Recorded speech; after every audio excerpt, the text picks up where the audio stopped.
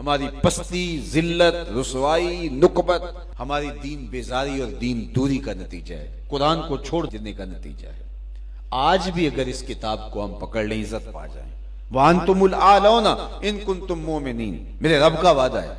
काफिर मेरे लगते क्या हैं, इज्जत का ताज तुम्हारे सर पे रखूंगा, लेकिन शर्त है मोमिन भी तो बन के दिखाओ। वांतुमुल आलौन, तुम ही ऊंचे होगे, ताज तुम्हारे सरों पे रखा जाएगा, लेकिन शर्त यह है कि तुम मोमिन बन के दिखाओ।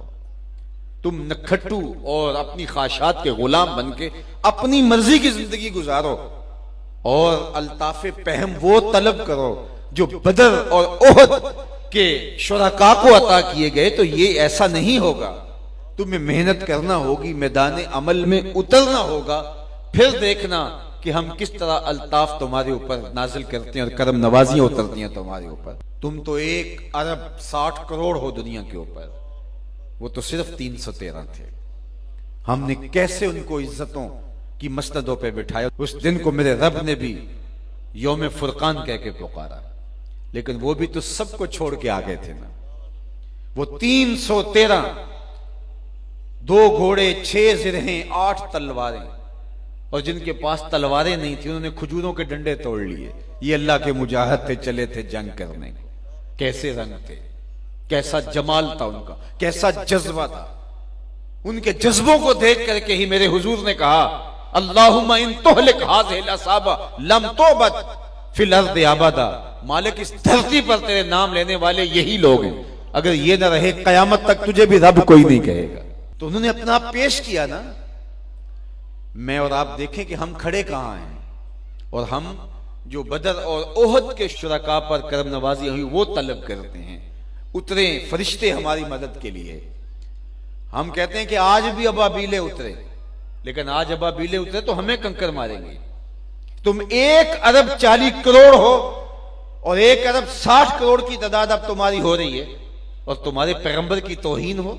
56-57 इस्लामी मुल्क हो, तुम्हारे पास अफवाज हो, तुम एटमी ताकत हो, और तुम्हारे पैगंबर की इहानत हो रही हो। तो हम आईने में मुंह देखें तो हमें शर्म आए, जिस तरह के रूह स्याह हो चुके हम, जैसी शक्ल हमारी बिगड़ चुकी है, जिस तरह की हमारी सूरत बन चुकी है। लेकिन इसके बावजूद हम जागने के लिए तैयार नहीं हैं। और जो लोग जागने के लिए तैयार ना हो, और जो शऊर और एहसास ज़िया जिनके अंदर ना हो, उन कौमों के साथ वही होता है जो इस वक्त उम्मत मुस्लिमा के साथ हो रहा है। बाकी रही बात अल्लाह के महबूब की अजमतों की, तो ये बात ज़हन में रखो कि महबूब की अजमतों को कोई नहीं घटा सकता। ये जुम्मा मेरे रब का है।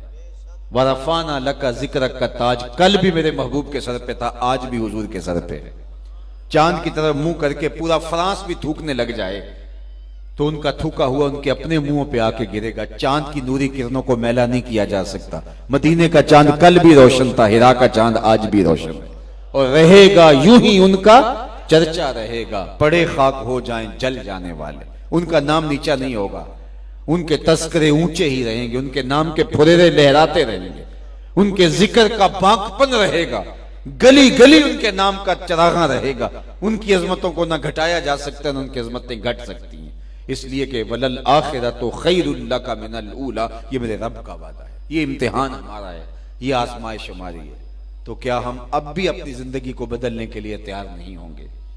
तो मैंने कहा कि साहिब, हुजूर अलैहिस्सलातु वस्सलाम के साथ मोहब्बत का तकाजा ये है, उनका सरी वाजे हुक्म तो हुक्म रहा, मोहब्बत इस बात की मुतकाजी है कि ये मालूम हो जाए कि महबूब की मंशा क्या है, तो मुहिब उस पर भी कुर्बान हो जाता है।